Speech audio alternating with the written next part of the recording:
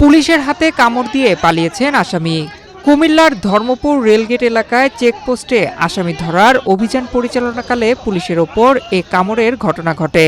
২১ November শনিবার ওয়ারেন্টভুক্ত আসামি রবিনকে police আটক করলে সেখানে স্থানীয়দের সাথে পুলিশের উত্তেজনা তৈরি হয়।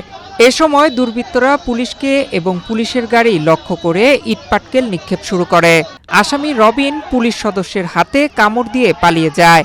খবর পেয়ে অতিরিক্ত পুলিশ, র্যাব ও সেনাবাহিনীর সদস্যরা ধর্মপুর এলাকায় অভিযান পরিচালনা করছে। অতিরিক্ত পুলিশ সুপার সাইফুল মানিক জানান, শনিবার দুপুরে ধর্মপুর এলাকায় আসামি রবিনকে পুলিশের সদস্যরা চেকপোস্টে তল্লাশি চালানোর সময় তার কাছে একটি ছুরি পায়। এ নিয়ে পুলিশ সদস্যদের সাথে স্থানীয় মাদক ব্যবসায়ীদের উত্তেজনা দেখা দেয়। মাদক ব্যবসায়ীরা পুলিশকে লক্ষ্য করে ইটপাটকেল নিক্ষেপ শুরু করে এবং পুলিশ সদস্যদের হাতে কামড় দিয়ে রবিন পালিয়ে যায়।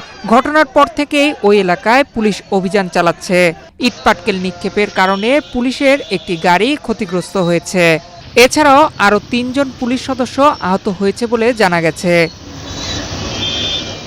ঘটনার পর সে এলাকায় সেনাবাহিনী ও র্যাবের সদস্য মোতায়েন রয়েছে। অতিরিক্ত পুলিশ সুপার সাইফুল মানিক আরও জানান, ঘটনার পর খোঁজ নিয়ে জানা গেছে রবিন পুলিশের ওয়ারেন্টভুক্ত আসামি। নয়ন বিশ্বাস, বাংলাদেশ প্রতিদিন।